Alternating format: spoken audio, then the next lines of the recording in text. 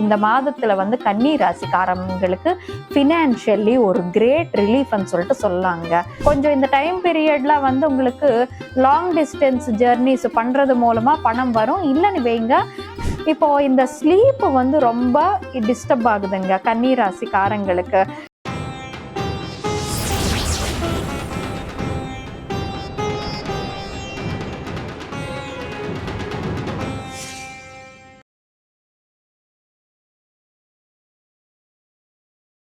Rudran astro நேயர்கள் அனைவருக்கும் வணக்கம். நான் உங்கள் ஆஸ்ட்ராலஜர் வர்ஷினி. முதல்ல என்னோட தமிழ்ல தவறுகள் தடுமாற்றங்கள் இருக்கும்.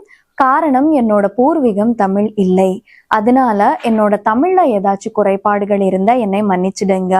இந்த வாட்டி நாம இந்த ஜூலை மாதம் 2025ஆம் ஆண்டு எல்லா ராசிக்காரங்களுக்கு எந்த மாதிரியான பலன்கள் இருக்க போகுதுன்னு சொல்லிட்டு தெரிஞ்சுக்கலாம். அது தெரிஞ்சுக்கிறதுக்கு முன்னாலே எந்தெந்த கிரகம் எந்தெந்த இடத்துல இருக்கிறது, எந்தெந்த கிரகம் எந்தெந்த இடத்தை விட்டுட்டு எந்தெந்த ராசிக்கு செல்ல போகுதுன்னு சொல்லிட்டு தெரிஞ்சுக்கலாம்.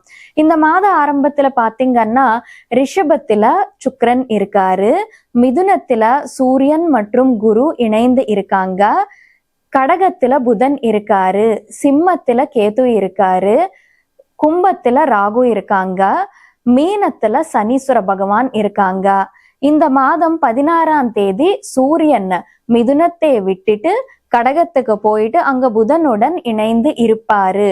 இந்த மாதம் 26ஆம் தேதி சுக்கிரன் ரிஷபத்தை விட்டுட்டு மிதுனத்துக்கு போயிட்டு அங்க குருவுடன் இணைந்து இருப்பாரு. இது இந்த மாதத்துக்கான பிளேஸ்மெண்ட்ஸ் மற்றும் டிரான்சிட்ஸ். இப்போ இந்த ஜூலை மாதத்துல இந்த பிளேஸ்மெண்ட்ஸ் மற்றும் டிரான்சிட்ஸ் எல்லா ராசிக்காரங்களுக்கு எந்த மாதிரியான பலன்கள் கொடுக்க போகுதுன்னு சொல்லிட்டு நம்ம தெரிஞ்சுக்கலாம். இப்போ இந்த கன்னி ராசிக்காரங்களுக்கு இந்த ஜூலை மாதத்துல எந்த மாதிரியான பலன்கள் இருக்க போகுதுன்னு சொல்லிட்டு நம்ம பார்ப்போம். கன்னி ராசிக்காரங்களுக்கு பாத்தீங்கன்னா கடந்த ஒரு மாதமா இந்த ஜூன் மாதத்துல வந்து பினான்சியலி நல்ல பிரச்சனை ஃபேஸ் பண்ணிருப்பீங்க.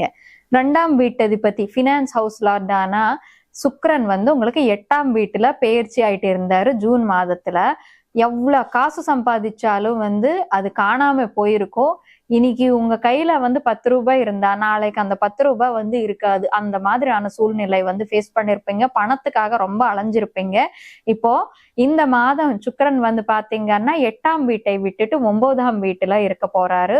இந்த மாதத்துல வந்து கன்னி ராசிக்காரங்களுக்கு பினான்சியலி ஒரு கிரேட் ரிலீஃப்னு சொல்லிட்டு சொல்லலாங்க.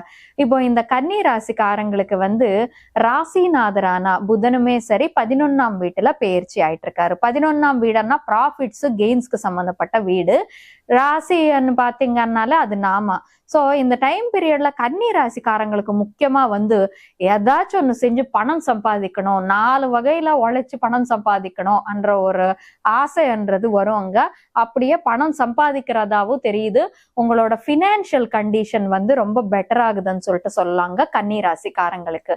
இப்போ 2ஆம் வீட்டதிபதியான சுக்கிரன் வந்து 9ஆம் வீட்டுல இருக்கிறதுனால 2ஆம் வீடுன்னு பாத்தீங்கன்னா பினான்ஸ்க்கு சம்பந்தப்பட்ட ஹவுஸ், 9th ஹவுஸ் வந்து லாங் டிஸ்டன்ஸ் ஜெர்னிஸ் அதுக்கு சம்பந்தப்பட்ட ஹவுஸ். கொஞ்சம் இந்த டைம் பீரியட்ல வந்து உங்களுக்கு லாங் டிஸ்டன்ஸ் ஜெர்னிஸ் பண்றது மூலமா பணம் வரும். இல்லைன்னு வைங்க, கல்ச்சர் டிஃபரன்ஸ் பர்சன்ஸ் கூட ஒர்க் பண்றதுனாலயோ அந்த மாதிரி இப்போ சில பேர் வந்து ஃபாரின் கொலாபரேஷன்ல ஒர்க் பண்ணிட்டு இருப்பாங்க. இல்லாட்டி வேறொரு இப்போ நம்ம ஒர்க் பண்ற கம்பெனியோட பிரான்ச் ஆஃபீஸ் தமிழ்நாட்டுல இருந்தா ஹெட் ஆஃபீஸ் மும்பைல இருக்கும். ஸோ அந்த மாதிரி பர்சன்ஸ் கூட ஒர்க் பண்றதுனாலயோ உங்களுக்கு வந்து பண வரவுன்றது இருக்குதுன்னு சொல்லிட்டு சொல்லலாங்க. முக்கியமா உங்களுக்கு கொஞ்சம் இந்த வடநாட்டுக்காரங்களோ வேற ஒரு நாட்டுக்காரங்க மூலமா வந்து பண வரவுன்றது இருக்குதுங்க கன்னி ராசிக்காரங்களுக்கு. இந்த மாதம் ராசிநாதர் வந்து 11ல இருக்கிறதுனால பயங்கரமா வந்து லாபங்கள்ன்றது சம்பாதிப்பீங்க. உங்களுக்கு அப்படியே ஒரு சில லாபங்கள் சம்பாதிக்கிறதுக்கு பணம் சம்பாதிக்கிறதுக்கு ஒரு சில வழிகள்ன்றது உங்களுக்கு வருங்க. எந்த மாதிரி வழிகள்னா அது ரொம்ப உழைச்சு சம்பாதிக்க வேண்டிய அவசியம் கூட இருக்காது. ரொம்ப ஈஸியான ஈஸி மணின்னு சொல்றது இல்ல. அது என்னன்னா ரொம்ப உழைச்சு சம்பாதிக்காம வந்து சும்மா வீட்டுல உட்கார்ந்தே சம்பாதிக்கிற மாதிரியான ஒரு சில சிச்சுவேஷன்ஸ் கூட அமையலாம். இப்போ ஃபார் சப்போஸ் வீட்டுலயே இருக்கிற ஹவுஸ் ஒய்ஃப்ஸ் இருப்பாங்க. அவங்களுக்கு ஏதாச்சும் ஒரு டப்பிங் பேசுறதோ ரெக்கார்டிங் பேசுறது, சும்மா வாய்ஸ் ஓவர் மாதிரி நம்ம பண்ணிட்டு அனுப்புறது, இந்த மாதிரியான வாய்ப்பெல்லாம் இப்போ கிடைச்சிரும். ஸோ இந்த ஆடியோ புக்ஸ்க்கு பேசுறது அது. ஸோ அப்படின்னா வீட்டுல உட்காந்து ஒரு 2 ஹவர்ஸ் 3 ஹவர்ஸ் மட்டும்தான் நம்ம உழைச்சிட்டு அது மூலமா பணம் சம்பாதிக்கிறது தானே. சோ அந்த மாதிரியான வாய்ப்புன்றது உங்களுக்கு அமையறதுக்கான வாய்ப்புண்டு. அப்படியே 2ஆம் வீட்டு அதிபதி பினான்ஸ் ஹவுஸ் அதிபதியான சுக்கிரன் 9ஆம் வீட்டுல சொந்த வீட்டுல இருக்கிறதுனால ஃபாதர் மூலமா உங்களுக்கு கொஞ்சம் பினான்ஸ்ன்றது நல்லா ஆகுறதுக்கான வாய்ப்புண்டு. ஏன்னா கொஞ்சம் ஜூன் மாதத்துல நீங்க பினான்சியலி கஷ்டப்பட்டு இருக்கிறதுனால அப்பா மூலமா உங்களுக்கு கொஞ்சம் பினான்சியல் சப்போர்ட்ன்றது கிடைப்பதுக்கான வாய்ப்புண்டுன்னு சொல்லிட்டு சொல்லலாங்க. இப்போ இந்த கன்னி ராசிக்காரங்க பொறுத்த வரைக்கும் பாத்தீங்கன்னா 12ஆம் வீட்டுல உங்களுக்கு இவர் 12ஆம் வீட்டுல செவ்வாய் மற்றும் கேது போயிட்டு இருக்காங்க. செவ்வாய்னு பாத்தீங்கன்னாலே நமக்கு கொஞ்சம் ஃபைட்டிங்க்கு சம்பந்தப்பட்ட பிளானட். அப்படியே கேது கூட 12ஆம் வீட்டுல உங்களுக்கு போயிட்டு இருக்காங்க. இப்போ இந்த ஸ்லீப் ரொம்ப டிஸ்டர்ப் ஆகுதுங்க கன்னி ராசிக்காரங்களுக்கு. பொதுவாவே நான் சொன்னேன் செவ்வாய்னா ஃபைட்டிங் பிளானட், கேது டிஸ்டர்பிங் பிளானட்னு சொல்லிட்டு. தூங்குறதுக்கு ரொம்ப நீங்க அடிச்சுக்கிற மாதிரி சிச்சுவேஷன் இருக்கும். தூங்கணும் நம்ம முயற்சி பண்ணிட்டு இருப்போம், ஆனா தூக்கம் வராது. சில வாட்டி தூக்கம் வந்தாலுமே சரி தூங்க முடியாத ஒரு சில சிச்சுவேஷன்ஸ் இருக்கும். அப்படியான்னு இந்த மாதம் நல்லாவே இல்லையான்னா இருக்குது. பண வகையில பினான்சியல் வகையில நல்லாதான் இருக்குது. ஆனா அந்த தூக்கத்துக்காக ஒரு ஸ்ட்ரகிள்ன்றது இருக்குதுங்க. அப்படியே 8ஆம் வீட்டு அதிபதியான செவ்வாய் 12ஆம் வீட்டுல இருக்காங்க. எல்லாத்துக்குமே இப்படி நடக்கும்னு சொல்ல வரல. ஒரு சிலருக்கு மட்டும் என்னன்னா சின்னதா ஏதாச்சும் எலிமெண்ட் ஹாஸ்பிட்டலுக்கு போற மாதிரி சிச்சுவேஷன் வரும். அது ஹாஸ்பிட்டலுக்கு போனதுனால பெரிய விஷயம்னு நீங்க நினைச்சுக்க வேண்டாம். இப்போ ஒரு ஜுரம் வந்துருச்சு, ஒரு வாரமா குறையவே மாட்டேங்குது.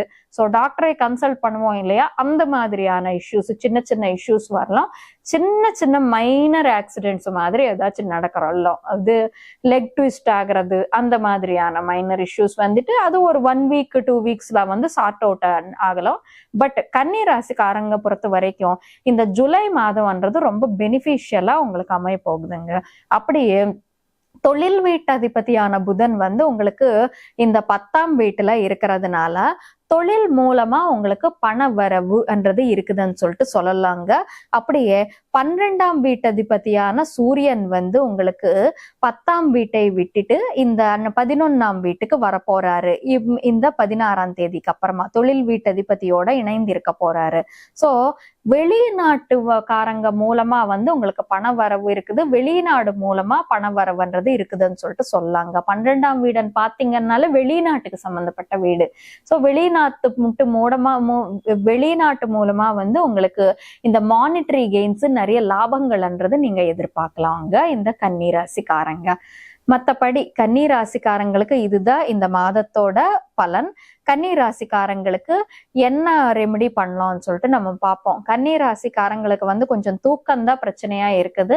சோ அதனால சுப்பிரமணியர் முன்னால விளக்கேத்து வச்சுட்டு சுப்பிரமணிய அஷ்டகம் படிச்சுட்டா ரொம்ப நல்லது. அப்புறம் சிவனுக்காக இந்த சிவனுக்காக ருத்ர கவச்சம் படிச்சுக்கிட்டா ரொம்ப நல்லது. அப்படியே சங்கட ஹர கணேச ஸ்தோத்திரம் கேதுக்காக படிச்சிங்கன்னா ரொம்ப நல்லது. மத்தபடி இந்த கன்னி ராசிக்காரங்களுக்கு இந்த ஜூலை மாதத்துல எல்லா விதமான நல்ல பலன்கள் அமையணும்னு சொல்லிட்டு அந்த கடவுள் கிட்ட வேண்டிக்கிட்டு சர்வே ஜனா சுகினோ பவந்து. இந்த மாதிரியான பலன்கள் தொடர்ந்து பார்க்க ருத்ரன் ஆஸ்ட்ரோ யூடியூப் சேனலுக்கு சப்ஸ்கிரைப் பண்ணுங்க. பக்கத்துல இருக்கிற பெல் ஐகானை கிளிக் பண்ணிக்கிட்டா உங்களுக்கு நோட்டிபிகேஷன்ஸ் வரும். இந்த வீடியோ உங்களுக்கு பிடிச்சிருந்தா லைக் பண்ணுங்க, ஷேர் பண்ணுங்க. கீழே காமெண்ட் செக்ஷன்ல காமெண்ட் பண்றது மட்டும் மறக்காதீங்க. நன்றி.